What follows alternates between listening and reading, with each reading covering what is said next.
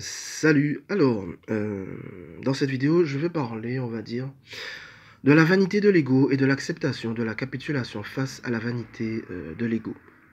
Alors, ce que je veux dire par là, c'est que de par la façon dont cet ego, ce mental, cette personnalité a été conçu, façonné, programmé, cela a été fait d'une façon telle qu'il y ait une confiance absolue, totale et sans faille accordée au fonctionnement de cet ego, sans jamais en douter. Et pour aller dans le sens de cette confiance absolue, sans faille, sans jamais en douter, énormément de croyances et de stratégies ont été logées dedans pour aller dans ce sens. Par exemple, a été inscrit dans le fonctionnement de l'ego, du mental, qu'il peut apparemment savoir ce qu'est la paix, qu'il peut apparemment savoir ce qu'est l'amour, qu'il peut apparemment savoir ce qu'est la liberté. Et ont été inscrits dans cet ego la croyance qu'il peut apparemment faire quelque chose pour aller dans le sens de ce qu'il croit être la paix, pour aller dans le sens de ce qu'il croit être l'amour et pour aller dans le sens de ce qu'il croit être la liberté. Et c'est comme ça pour beaucoup d'autres exemples. Par contre, cet ego, ce mental, ont été conçus d'une façon à pouvoir fonctionner uniquement dans ce monde, dans l'enfermement de ce monde, mais absolument pas pour pouvoir en sortir et aller au-delà de l'enfermement de ce monde, au-delà de l'enfermement du mental et de l'ego. Alors, tant que cette confiance absolue et sans faille est accordée au fonctionnement de cet ego mental, eh bien, à aucun moment le doute ne peut survenir. Par contre, au bout d'un moment, à force d'être fatigué, à force d'être usé, à force de se prendre des claques de déception dans la figure de plus en plus brutale et de plus en plus violente, c'est là que commence à émerger un doute, mais vraiment un doute sérieux et profond face à la confiance qui était de façon si courante et si puissante accordée au fonctionnement de cet ego. Et cela va même plus loin. Quand toutes les munitions, quand toutes les cartouches, quand toutes les stratégies de cet ego, de ce mental ont été utilisées, et qu'on arrive au constat que malgré ça, cet ego, ce mental, n'est absolument pas arrivé à résoudre ses propres problématiques. Mais pire que cela encore, cela s'est dégradé, cela a empiré, et bien c'est là que non seulement émerge le constat, l'acceptation de la vanité de l'ego, et ensuite qu'émerge après l'acceptation de capituler face aux vaines armes de cet ego.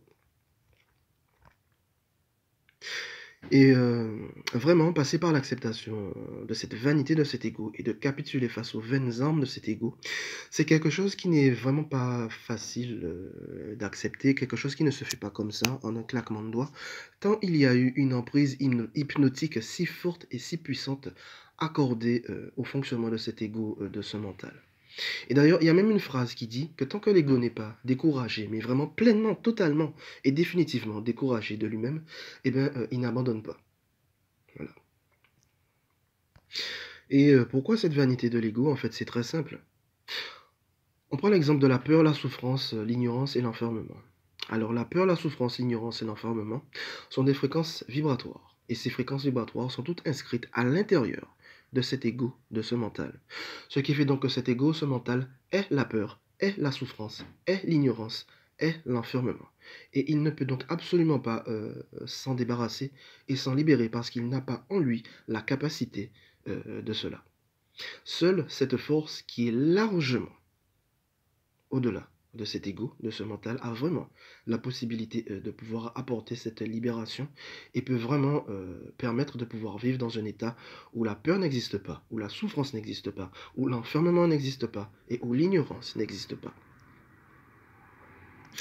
Et cette acceptation de vanité de l'ego, cette acceptation de capituler face aux vaines armes de l'ego pour laisser la place à cette force qui est largement au-delà de tout ce dont cet ego, ce mental, soit capable, c'est très exactement ce par quoi plusieurs humains sont passés au cours de l'histoire. Par exemple, les exemples de Yeshua, Jésus, les exemples de Gema Galgani, Mahananda Moyi, Hildegarde de Bingen, les exemples de Thérèse Neumann, Thérèse d'Avila et Thérèse de Lisieux, les exemples de Omra Mikhaila Ivanov, Jiddu Krishnamurti, Upaluri Gopala Krishnamurti, Ramana Maharshi, Ramchandra Babuji, Paramahansa Yogananda, Philippe de Lyon. Les exemples de Anne-Marie Taigui, Imelda Lambertini, Catherine Labouré, Marthe Robin, Nisargadatta Maharaj, et beaucoup d'autres humains. Ils sont tous passés par le même point commun, d'avoir reconnu la vanité de l'ego, d'avoir reconnu que l'ego a été conçu uniquement pour rester enfermé dans le fonctionnement de ce monde, dans son propre fonctionnement, et n'a donc pas la possibilité de pouvoir s'en libérer, et n'a pas la possibilité d'avoir accès à cette plénitude qui est au-delà, et qui sont tous passés par l'acceptation de capituler face aux vaines armes de l'ego, afin de laisser toute la place à cette force gigantesque qui a toujours été au-delà de tout ce dont cet ego soit capable, cette force gigantesque qui a toujours eu en elle la solution à l'ensemble des problématiques de cet ego. Voilà.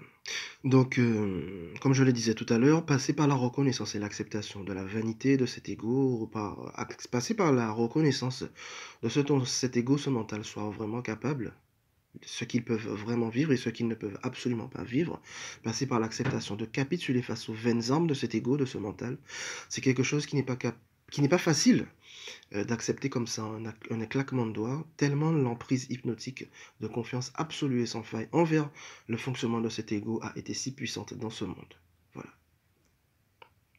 Et pourtant, jamais cet ego, jamais ce mental n'ont eu, ne peuvent avoir et ne pourront avoir en eux la capacité de résoudre tous leurs problèmes et pouvoir avoir accès à ce qui est au-delà.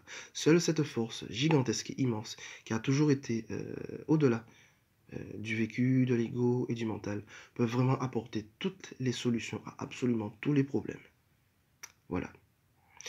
Donc ben voilà, c'est ce que je souhaitais exprimer et partager dans cette vidéo au sujet de la vanité de l'ego et de l'acceptation de capituler face aux vaines armes de cet ego. Allez, bye bye.